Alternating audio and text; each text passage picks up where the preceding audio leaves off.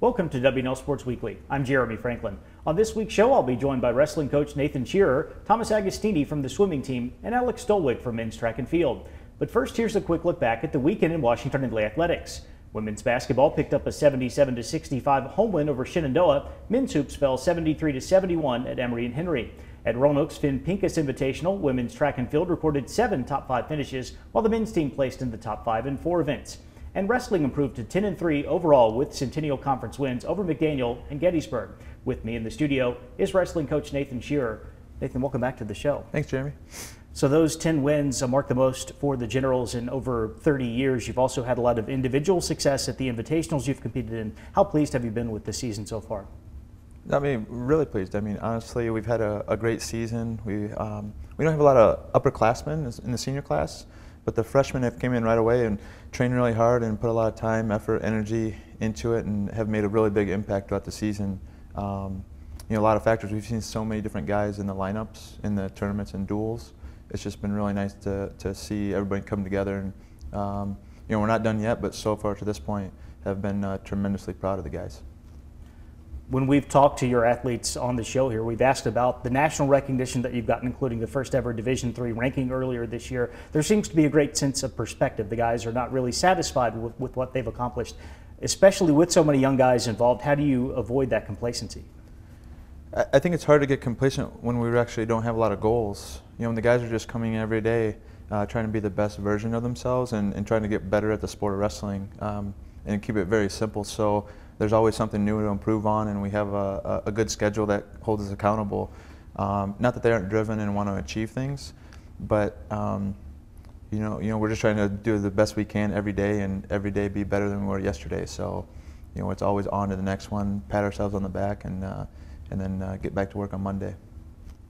You had 2 Centennial Conference matches canceled due to inclement weather, so your conference schedule basically boils down to 2 weekends worth of dual events. Does that change the way that you'll have to approach the Centennial Championship, since you want to have seen everybody going in? It won't change anything. It's just unfortunate we couldn't make those up. Those are just good opportunities to see some of the teams that, like we said, we'll see in 2 weeks. But you know, we moved right on to the next one. We have 3 really tough opponents this weekend: Johns Hopkins, Merchant Marine Academy, and Stevens Institute. Typically 3 of the strongest teams in the conference. So we're just looking forward to Friday night Johns Hopkins and Saturday at Merchant Marine and Stevens.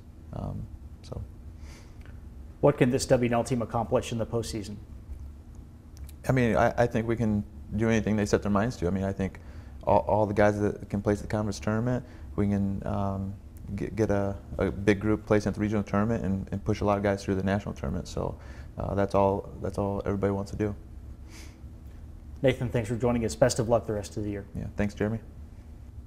Joining me now is Thomas Agostini, senior swimmer from Elgin, South Carolina. Thomas, welcome to the show. Thank you for having me.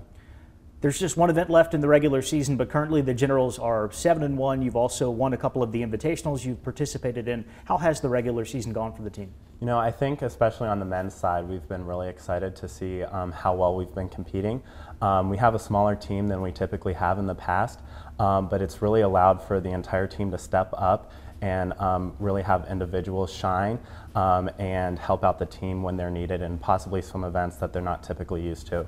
So with everything, losing a lot of people, I think it's been really awesome to see everybody kind of step up and buy into this idea of the team.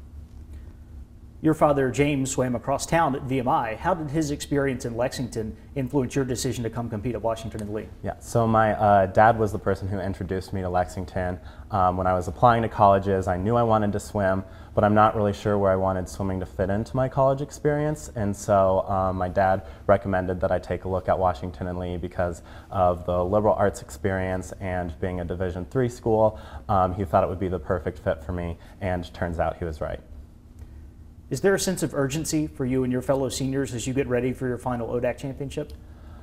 I think with swimming especially, it's a very process-driven sport, and we've been so entrained as swimmers to know to trust our season and to trust the training that we've put in throughout the past few months, that we're all in a place where we're really trying to reiterate to our teams and to the underclassmen that this is a time to really trust ourselves and trust our coaches. And so we're really focusing on those fine details while also trying to remember and take comfort in the fact that we've put in a lot of hard work this year. What are the keys to a successful postseason for W&L? I think in order to have a successful postseason, that it's important to provide kind of a buy-in and accountability for the athletes that will be returning next year. And so creating a team atmosphere where everybody feels welcome, included, and appreciated, so they have a reason to go back and train over the summer by themselves. And knowing that they can't wait to get back into the pool and to train with everyone again. Thomas, thank you for joining us. Good luck with the rest of the year. Thank you for having me. Here with me now is Alex Dolwick, senior track and field athlete from Apex, North Carolina. Alex, welcome to the show. Welcome. Thank you.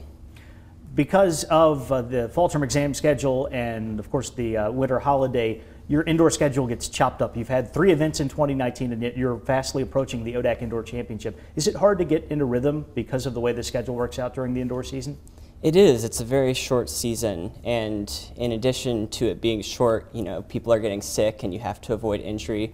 So you really have to put some extra effort in to avoid sickness and injury. And so for me, as a distance runner, what that looks like is I don't want to push long runs or anything. But it looks a bit different depending on what events you run or compete in.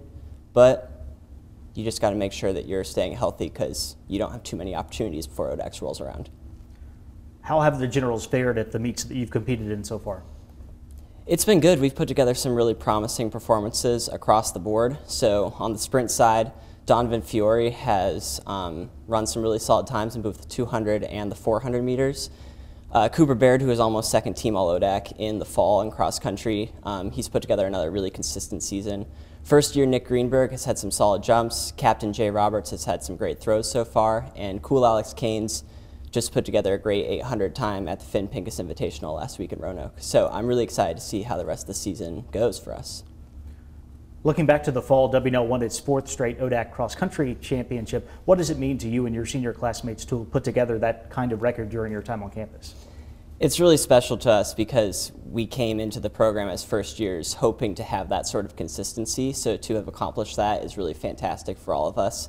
And I'm really thankful for Coach Spalding. He's been a great cross-country coach throughout these 4 years. And he and Coach Ewell have had a great impact not only on the program, but on me as an individual, and I'm sure my teammates as well. So we're all really thankful for them. What are the team's expectations for the ODAC indoor meet in February? We went into the season wanting to win the Triple Crown, which is winning ODACs in cross-country, indoor track, and outdoor track. And so we know what we have to do.